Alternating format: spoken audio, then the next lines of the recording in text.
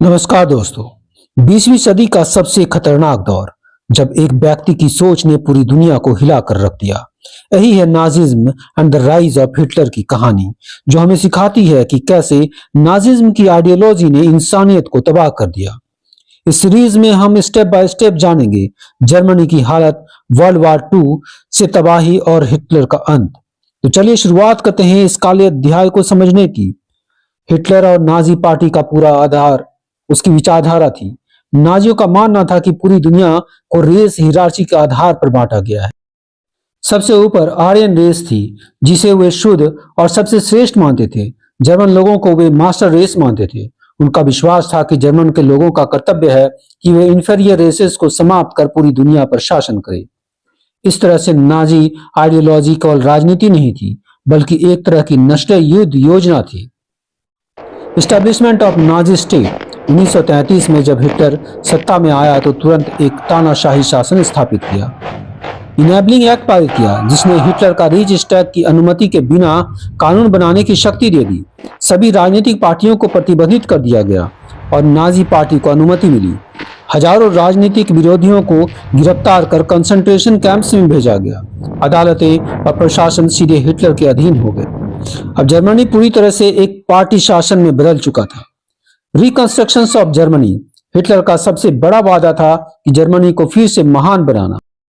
Unemployment कम करने के लिए पब्लिक वर्क्स प्रोग्राम शुरू किया, आर्म्स इंडस्ट्रीज को बढ़ावा दिया, ट्रीटी ऑफ वर्साइल्स को तोड़ दिया, एग्रीकल्चर को बढ़ावा दिया। ब्लड एंड सॉइल नीति के तहत खेती को जर्मन संस्कृति का आधार बताया गया। इन कदमों से कुछ ही वर्षों में जर्मनी ने आर्थिक संकट से बाहर निकलकर फिर से शक्तिशाली राष्ट्र का रूप लेना शुरू कर दिया था। Persecution of Jews and minorities यह नाजी शासन का सबसे बड़ा अंधकारमय पहलू था। ज्यूज और अन्य माइनॉरिटीज पर अत्याचार 1935 में न्यूरेमबर्ग लॉज बनाए गए। इसके तहत ज्यूज की नागरिकता छीन ली गई। यह सब एक संगठित योजना थी जिसे ज्यूज को समाज से खत्म किया जा सके। Life of common people under Nazism साधारण जर्मन नागरिकों के लिए शुरुआत में जीवन बेहतर लगता था, क्योंकि बेरोजगारी घट रही थी और देश मजबूत हो रहा था। लेकिन लोगों की स्वतंत्रता पूरी तरह से छीन ली गई थी। अगर किसी ने सरकार की आलोचना की, उसे तुरंत कैद कर दिया जाता था। समाज में भय और आतंक का साम्राज्य था, यानी सामान्य जीवन बाहर से चमकदार लेकिन भीतर से डर और गुलामी से भरा हुआ था। Expansionist policy and road to World War two Hitler की महत्वाकांक्षा सिर्फ जर्मनी को मजबूत बनाना नहीं था, बल्कि पूरी दुनिया को जीतना था। उसने लेबेनसरूम की नीति अपनाई, यानी जर्मनों को अधिक भूमि चाहिए। 1936 में उसने राइनलैंड पर कब्जा कर लिया। 1938 में चेकोस्लोवाकिया के हिस्से को कब्जा कर लिया। 1939 में उसने पोलैंड पर हमला कर दिया। हिटलर के विदेश नीति पूर्णतः लिविंग स्पेस पर आधारित थी। उसका मानना था कि जर्मनों के लिए नई जमीनें कब्जा करनी होगी। उसने वर्साई की संधि की धज्जियां उड़ाकर सैन्य ताकत बढ़ाई।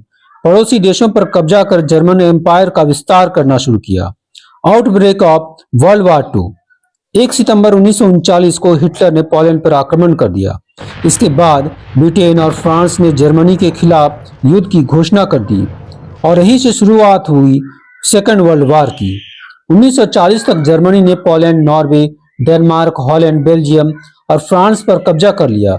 हिटलर का आत्मविश्वास चरम पर था। 1941 ऑपरेशन बाराबोसा हिटलर ने सोवियत संघ पर हमला कर दिया। शुरू में जीत मिली, लेकिन रूसी सर्दियों और सोवियत प्रतिरोधों ने जर्मन सेना को रोक दिया।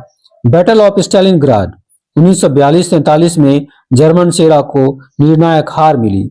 इसी समय जापान के हमलों से अमेरिका भी युद्ध में शामिल हुआ। 1941 में पर्ल हार्बर अटैक हुआ।